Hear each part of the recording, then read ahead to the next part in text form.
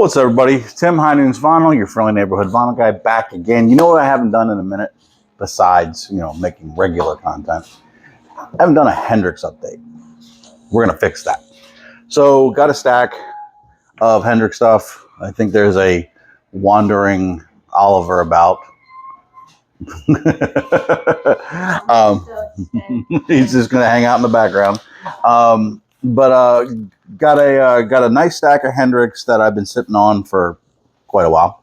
So some of this I'm sure has been shown in other channels and years, but I'm just going to get everybody caught up, right? So this is what we're going to do. So first off is the Electric Lady Studios box set. Believe this came with like 28, 29 tracks, of which most were never before released, alternate takes, alternate remixes, and things like that. Also came with a Blu-ray about the history of Electric Lady and Jimmy's vision of the studio. A wonderful, this is like a 64-page book of just facts and tidbits and all kinds of stuff about the... It's a bigger book than usual. It is a bigger book than usual, but this is... But there was a lot going on with Electric Lady Studios. So everyone is familiar with the famed recording spot Jimmy wanted a place where he could just kind of go whenever the urge fit him and plug in and jam. But to keep costs somewhat reasonable, it was also, a recording studio. It was state of the art at the time. It was built with all kinds of specifications in mind, and it's still operating to this day. Got a beautiful 5 LP box set here, different covers, all kinds of fun information, tons of great music. I mean, it's Jimmy. Why would I not get it? Some people are going to look at some of these types of things and say, you know what, it's just kind of a cash grab for the Experience Hendrix family. I get that, but he's all for it. I am all for it, and there's a couple reasons, right? I mean, at least this is being done with somewhat in the mind of the family, and Eddie Kramer, who produced all of Jimmy's albums during his lifetime. You get a sense of it's the hype sticker that came with the box set. Nice.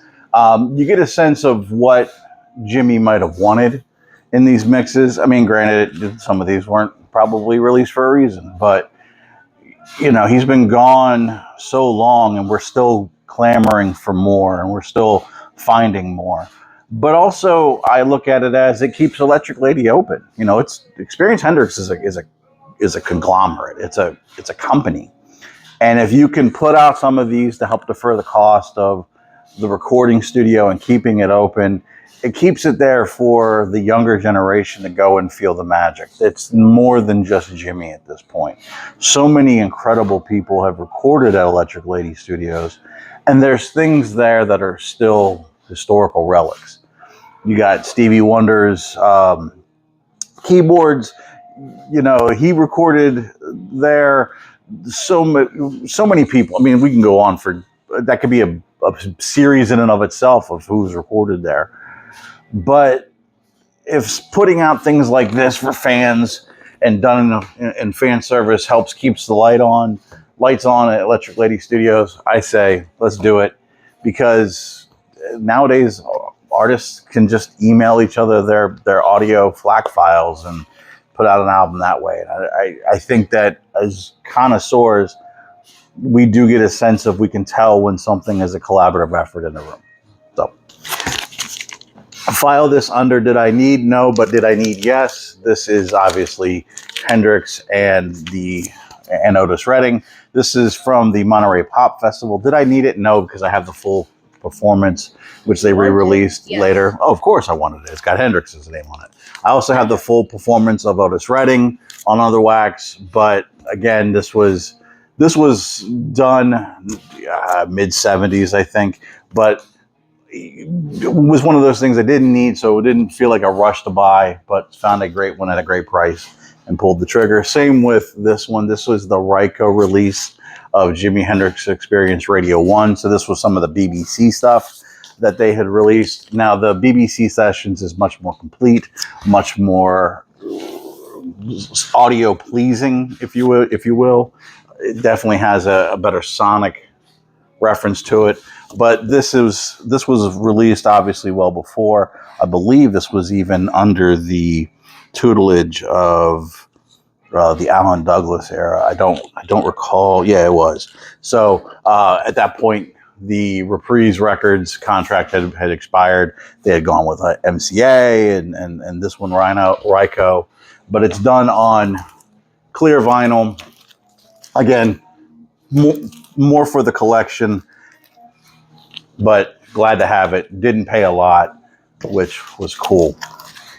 Couple of releases that came out officially in the past couple of years. Jimi Hendrix Experience. This one is Hollywood Bowl, August 18th, 1967. There is also a ham in a blanket. Yep. So this one was widely available when it came out. Was it 22, 23? 23. So this one was available October, November 23. Your set list is as follows right there. So this one was pretty much everywhere. And of course, I had to have it.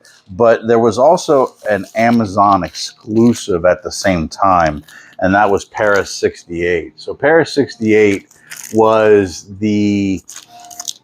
one of the 4 CDs in the Stages box set that was released on CD in mid-90s, I want to say.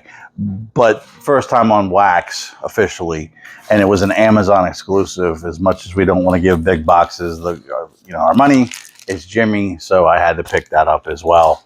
So Amazon exclusive. Hammy always approves when it comes to Hendrix because it makes Dad happy. And when Dad's happy, the box will get through. No, well, that's just true. Band of Gypsies. This is Band of Gypsies 2. This was released in the 80s. I want to say 82, 83, 86. One of these days I'll be good with my years. Again, this was not a need. It was a want. I didn't need any of these. I have them elsewhere. But this was also an Argentine press, very clean. So it was kind of a double whammy. I don't necessarily go for multiple presses from other countries unless they're like stupid price, good. But this one was, like I said, very clean. I think it's got like 1 or 2 pops, but otherwise almost seems unplayed. This one's got Hear My Train A-Comin', Boxy Lady, and Stop from the Fillmore East.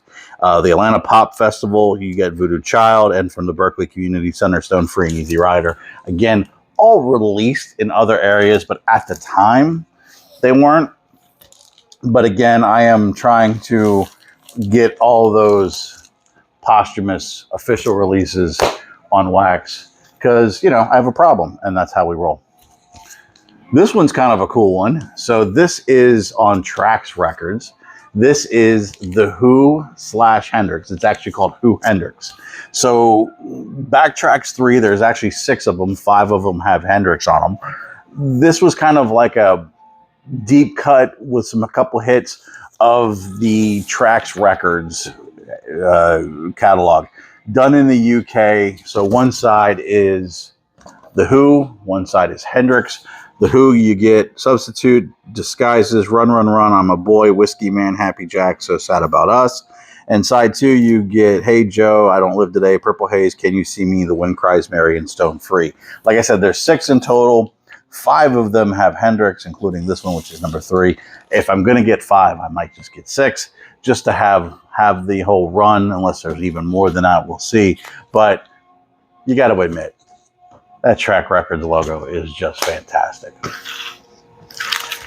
Also in the Did I Need? No, really don't need it now, and you'll see why here in a couple of minutes. But this one popped up, I want to say it was last year on some sort of, was it 24? Was it 23? I don't think it says. No, it doesn't even say. But this is an unofficial.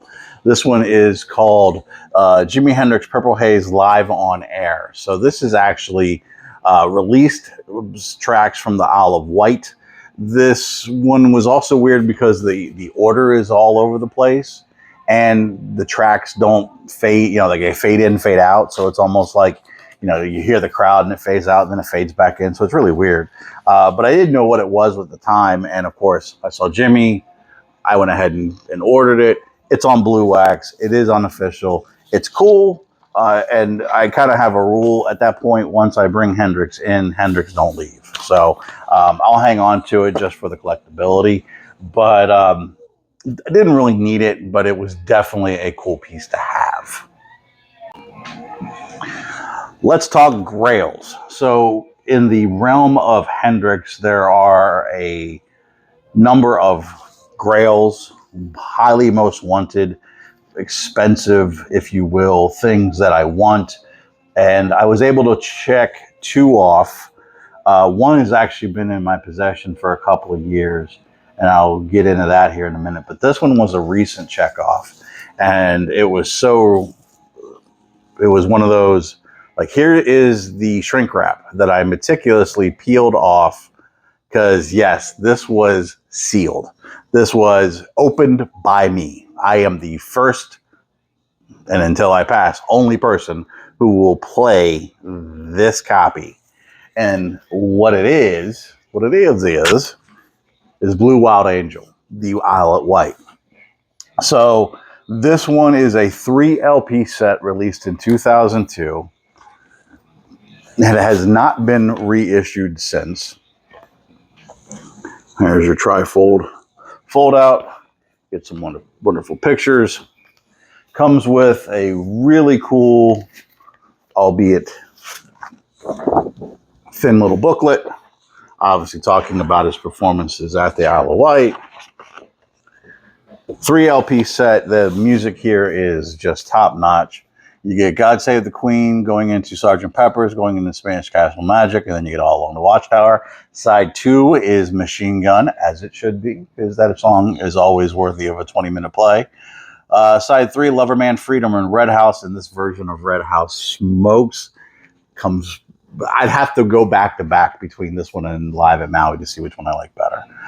Dolly Dagger, Midnight Lightning, and Foxy Lady. Message to Love, Hey Baby, Easy Rider. Hey Joe, Purple Haze, Voodoo Child, Slight Return, and In From the Storm wrap up this incredible set. I have the Blu-ray. I believe I've sent the DVD as VCLT.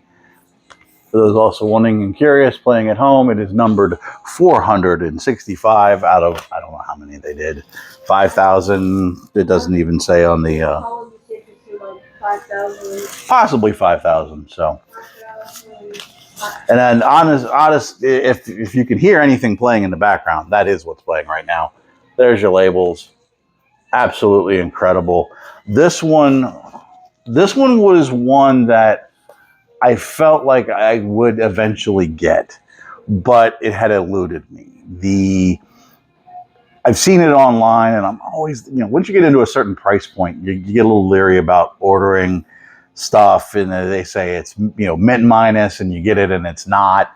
So it was very leery. One of my locals, Grooveland Records, who I will be talking about in the weeks to come more, they posted up that they had one sealed, and I could not get there that day. And they're actually at a flea market right now, so they're only open on the weekends. But I follow them on socials, and at the end of Sunday, that weekend, I said, "Hey, has it sold yet?" And I know the owner, so he had said, "Yeah, to you." And so we worked out a deal, and I PayPal'd him, and I didn't get up there for a couple of weeks, but I knew it was mine, and I'm so glad to have that one in the Hendrix collection. And lastly, this one, every time I listen to it or I look at it or I hold it, I do get a little emotional, because this one was probably one that I had just said to myself, it's probably not going to happen. And I had considered more than once just buying the CD version of it just to have and being done. And a really dear friend of mine, Jeff Kempen, surprised me one Christmas by sending this to me. And I'm in a group chat with some people you might know here in the VC. One of them is Jeff Kempen, and we'd all kind of agreed we weren't going to do anything for each other. It had been a hard year, and we were just going to focus on our families. And then this thing shows up, and I'm like, dude, what are you doing? And so I opened it, and I did a little camera for a little video for us privately. And to say I got emotional would be an understatement. And what he sent me was this. This is Jimi Hendrix live at Winterland. So if you're familiar with this box set, this is, again, out of print. It is an 8 LP box set. Comes with a wonderful book talking about the performances at Winterland. It was a 3-day affair. He played 3 nights. The set lists were just absolutely incredible. I mean, would they have not been? You know what? If it was tiring, I wouldn't have felt it because it would be Hendrix. So, no, unfortunately, I was not born yet. He died before I was born. So. You even get cool little spines that all match. I like it when they match, right? It makes your OCD kind of happy. 8, like I said, stunning LPs. Absolutely sounds fantastic. The music here obviously is some of the best of his playing. This is a very famed concert. It is 15 sides of music because side 16, record 8, side B, is an interview from November of that same year, 68. But in case you're curious, you can pause, you can zoom. I'll give you a little look at the set list. Oh yeah, it's got all the set list on there. So it's 3 nights from October 11th, 12th, and 13th. I'm sorry, 10th, 11th, and 12th of 1968. And it just absolutely sizzles. I mean, to me, there was never really a bad moment of Hendrix, even when he was being shy and would forget his lyrics sometimes, whether it would be drug-fueled or just, wrapped up in the moment and he spaced out. Whatever the case may be, Hendrix on stage was something to behold. And I'm envious of anybody who got to see it with their own eyes live. But I'm thankful that there are literally hundreds of recordings and videos that I get to experience it. And everybody knows with me that Hendrix is kind of it, right? He's been a part of my life as far as musically for so long. And his music brings me joy and it brings me peace, and it's emotional to me, and it really is. It's my favorite. I mean, I listen to it so much, but Jimmy is the one. So that's why I go crazy for it. So to have this in my collection is first and foremost just an amazing thing. But to have someone who is very dear to me, as Jeff, kind of go out of their way to make this happen. And, it's not perfect by any means. The box has got little flaws and things like that. But to me, that's part of the character. It's part of the love. That means somebody loved this. It sounds fantastic. Audio, sounding, there's no flaws. And that's just my opinion. You stuff is better because that just means someone liked it. Yeah, it's that character, right? Someone loved this before I got it. And hopefully they loved it as much as I do now. But to me, I can't help but be humbled when I pick this up, when I spin it. And I have spun it a good number of times by friends, by beautiful people who do the types of things that we do for each other like this. So it really was a humbling experience. That said, that's all the Hendrix I got now. I mean, I did a big thing a while back my Hendrix collection. I think doing them in chunks like this, where instead of just, oh, I picked up another Hendrix record, I picked up another Hendrix record, because it's not as frequent. I'm very choosy, I'm not looking for every country press of every year. No. I mean, there are multiple presses I'm looking for, but to me, it's easier to do Hendrix kind of in these chunks, right? So that said, I at least lived up to my promise that it did not take me 5 months to do another video, and we're going to do another one here real soon. We got a bunch of new records to show in, and we haven't even shown the ones of 2024, which in that one we're going to discuss. And I say we for a reason. We're going to discuss our favorites of 2024, because this guy's got an opinion. That's right.